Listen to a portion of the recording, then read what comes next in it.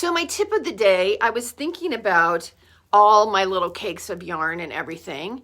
And I was thinking that I was going to show you a couple of tricks that I've learned to kind of keep those cakes, to make them well, and also to keep them together while you're waiting for them to be used. Because like this one, you know, it's been caked for a year, and it hasn't fallen apart.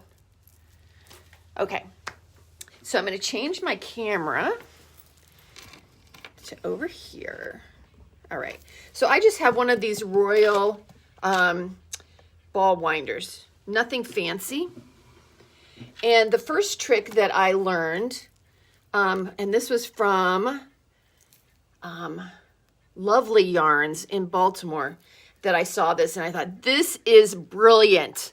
Because I don't know how many of you people are like me, but when I was doing this before, like the end in the middle would go get buried. And then it's like, what good is this? What am I going to do?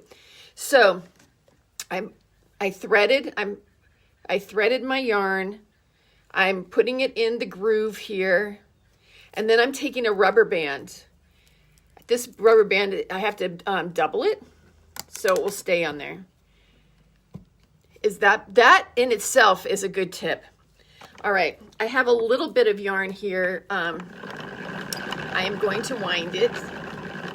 And this probably is, I hope this doesn't make anybody seasick. Maybe I should go a little bit slower.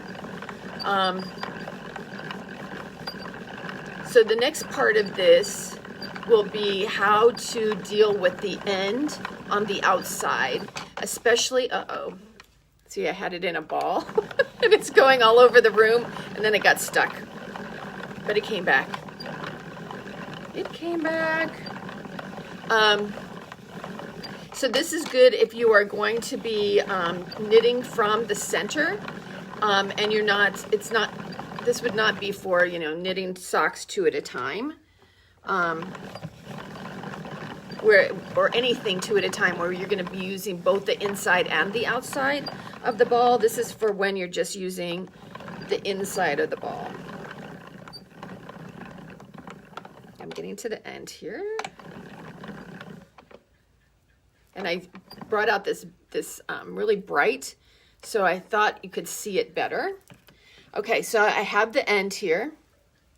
And what I'm going to do is I'm going to take a crochet hook, and I'm going to bury this a few layers down. So I take out my crochet hook, I put the yarn on it, and I pull it through.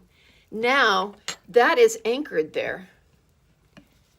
Simple, right? It's really simple, but it's effective. All right, so I'm going to take off my yarn ball. So I take off my rubber bands. I find my end from the middle and I lift it off. And now I have a nice center pull.